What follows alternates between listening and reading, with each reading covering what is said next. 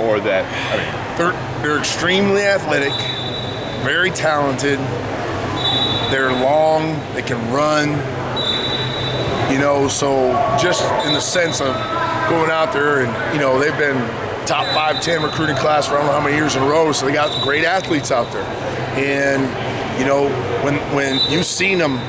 There's been some spurts this year where they've been just phenomenal. That second half against Ole Miss where they turned it up and they really put the heat on, and they were unbelievable. And so they do enough things. They give you some odd looks here and there, just some tweaks that you don't see every day to kind of just keep your guys a little bit off. Being at home for them will be a big plus too, and so they're just a talented group. They got one of the premier pass rushers in the country. Who's that? Number 44. And I think he's top 2 or 3 in the country right now. And I think last year he was up there also. I think he had 4 sacks against Ole Miss himself. So very talented. They got some young DNs. Him and the other DN, I think they account for 9 sacks or something crazy like that this year, just the 2 of them. So they're very talented. What do you do against a team that has such talent at defensive end? Is there anything you would change because of that speed and level of talent outside? You have to execute. You have a plan to do some things to hopefully help yourself with that, neutralize those things, and then it's just a matter of executing. So, I feel good about what we have on offense, and I believe if we execute the plan, then you expect to have some success too. How important is it that y'all connect on deep passes this game?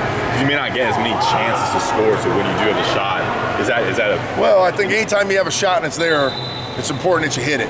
Because you don't know how many of those you're going to get, like you said. And you go into some games knowing you're going to get a bunch of opportunities, and you go into some games knowing you're not going to get a bunch. So that's where, you have to be able to run the ball in those situations. So, a lot of the different teams we've faced this year have dictated a little bit what we had to do or the situation in the game. And, it's like anything else. If you can do both well, you're going to be successful that day on offense. If you're struggling at one or the other, you're going to make it hard on yourself. And that's really it. I mean, it don't matter who you're playing. That's really the part of it. The point of attack is obviously important no matter who you're playing, but is it even more important against a team like this because you may not be able to outspeed and out-athletic them?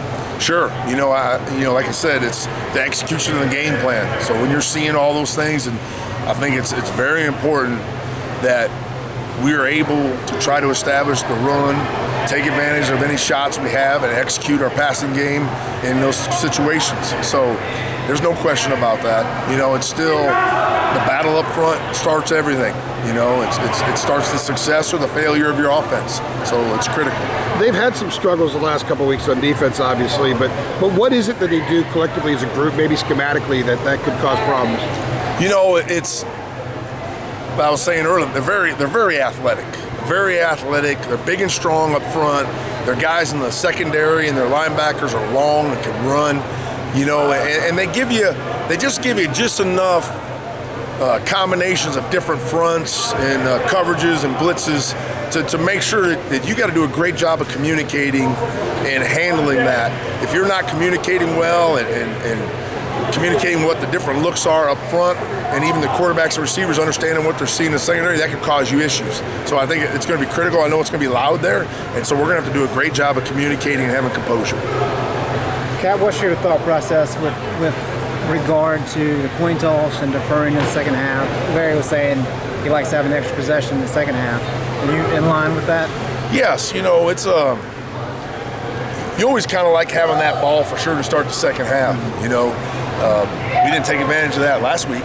That was probably obviously our worst series as an offense. So you don't want that to happen. But I'm with him on that. I think it's good to get that ball to start the second half in most situations. Is there a time